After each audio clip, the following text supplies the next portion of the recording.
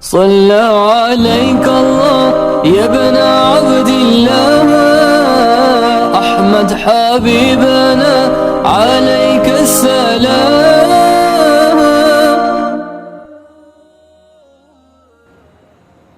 اللہ اکبر.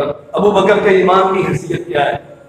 اس دنیا میں ابو بکر صدیق رضی اللہ عنہ کی قدر و قیمت کیا ہے؟ نبی کریم صلی اللہ علیہ وسلم تشریف فرما ہے. جناب ابو بکر صدیق رضی اللہ عنہ تشریف لائے اور یوں ایک سائڈ سے کپڑا پکڑا ہوا، چادر تھوڑی سی اٹھی ہوئی. نبی علیہ السلام نے کیفیت دیکھی، چہرہ شناس تھے اور دیرینہ دوست کی مزاج آشنا تھے. فرمایا لگتا ہے یہ تمہارا دوست کسی سے جھگڑا کر کے آیا ہے. آ گئے. حضور میں بڑا پریشان ہوں. کس بات پہ پریشانی؟ ابو بکر کیوں پریشان ہو؟ کہا عمر کے ساتھ تھوڑی سی تلخی ہو گئی ہے رضی اللہ عنہ. بھائی تھے نا، اور میں کئی بار یہ بات سمجھا چکا ہوں. صحابہ کرام کو اصحاب ہیں، کوئی شک نہیں، لیکن انسان بھی ہیں. اس جملے پہ غور کرنا، بہت سارے مسئلے حل ہوں گے. اصحاب ہیں لیکن انسان بھی ہیں. حضور تلخی ہو گئی عمر سے. اچھا پھر حضور غلطی تو میری تھی. اللہ، غلطی تو میری تھی، زیادتی تو مجھ سے ہوئی، میں نے معذرت چاہی، لیکن عمر مانے نہیں. اچھا، اور وہ گھر کو چلے گئے ویسے ہی ناراضی. اچھا ابو بکر بیٹھو، کرتے ہیں تیرا مسئلہ بھی حل کرتے ہیں. تھوڑی دیر میں عمر بھی آ گئے. تربیت تھی نا نبی کریم صلی اللہ علیہ وسلم. چلیں ٹھیک ہے یار، بھائی بڑے ابو بکر ہیں، کوئی بات کہہ دی زبان سے تو معذرت بھی تو کر لی، میں نے مانی نہیں. اب اس بات پہ پشیمان ہے. اور عمر بھی اٹھ کے گھر سے رسول اللہ کی خدمت میں آ گئے. اور یہاں سے ایک بات اور بھی سمجھ آتی ہے، کوئی مسئلہ ہوتا تھا تو آتے مسجد میں ہی تھے. ہاں، ابو بکر کو پریشانی تھی رسول اللہ کی خدمت میں. عمر گھر میں گئے ہیں، پریشانی ہوئی تو رسول اللہ کی خدمت میں. عمر آ گئے. اب نبی کریم صلی اللہ علیہ وسلم نے عمر کو کہا جو اللہ نے چاہا. اللہ اکبر. ابو بکر رسول اللہ صلی اللہ علیہ وسلم سے گزارش کرتے ہیں، حضور قصور ان کا نہیں ہے، قصور میرا ہے، پہل میری طرف سے ہوئی. اس کے باوجود محمد الرسول اللہ صلی اللہ علیہ وسلم نے تنبیہ عمر کو کی.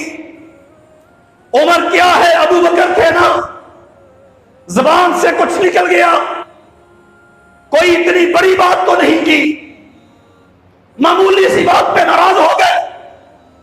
اور سنو چیچا وطنی کے میرے بھائیوں، فرمایا ان اللہ بعثنی الیکم فقلتم کذبت وقال ابو بکر صدق. عمر اور دنیا کے سارے لوگوں سنو، تم نہیں جانتے ابو بکر، ابو قحافہ عثمان کے بیٹے ابو بکر کی قدر و قیمت کیا ہے. ان اللہ قد بعثنی الیکم، جب اللہ نے مجھے نبوت کے اعلان کا حکم دیا، میں نے سرزمین پر اپنی نبوت کا اعلان کیا. فقلتم کذبت، ساری دنیا مجھے جھوٹا کہہ رہی تھی. وقال ابو بکر صدق، اکیلا ابو بکر تھا جو میری سچائی کا اعتراف اور اقرار کر رہا تھا.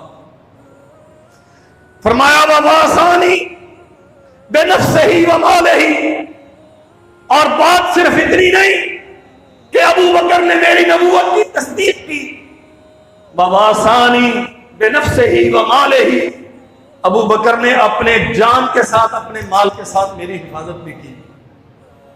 اللہ اکبر. فہل انتم تارکو لی صاحبی، ساری کائنات کے لیے یہ قانون بنایا.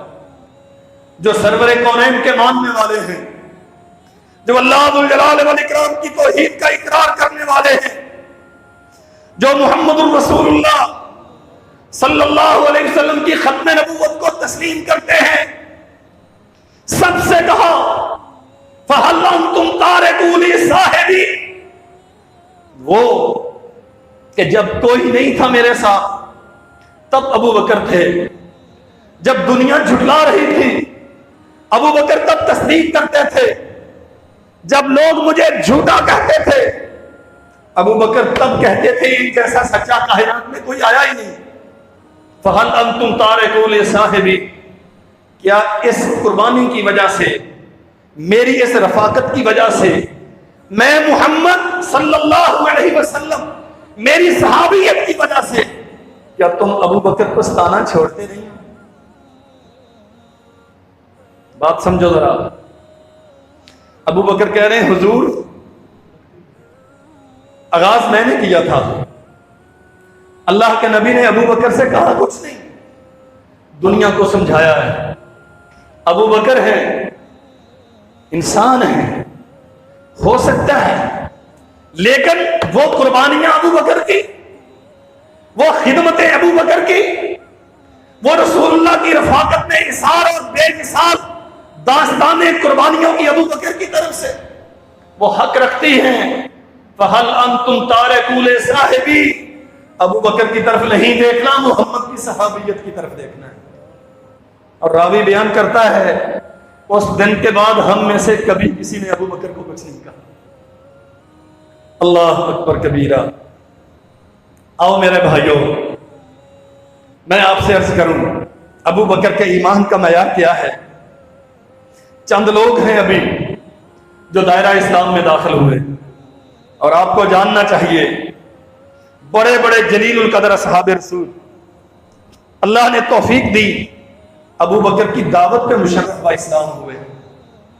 پہلے دن کوئی سوچنے کا ٹائم نہیں، برادری سے مشورہ، کوئی غور و خوض، کچھ نہیں، دعوت توحید پیش کی، ابو بکر نے سینے سے لگا لی۔ اور بات صرف اتنا نہیں ہے کہ خود تسلیم کر لیا،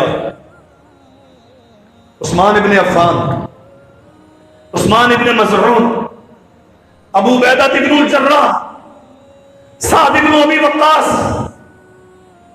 یہ سارے وہ جلیل القدر لوگ ہیں، سیدنا طلحہ بن عبید اللہ رضی اللہ عنہم اجمعین، یہ سارے وہ ہیں جو ابو بکر کی دعوت پہ کلمہ پڑھ کے مسلمان ہوئے۔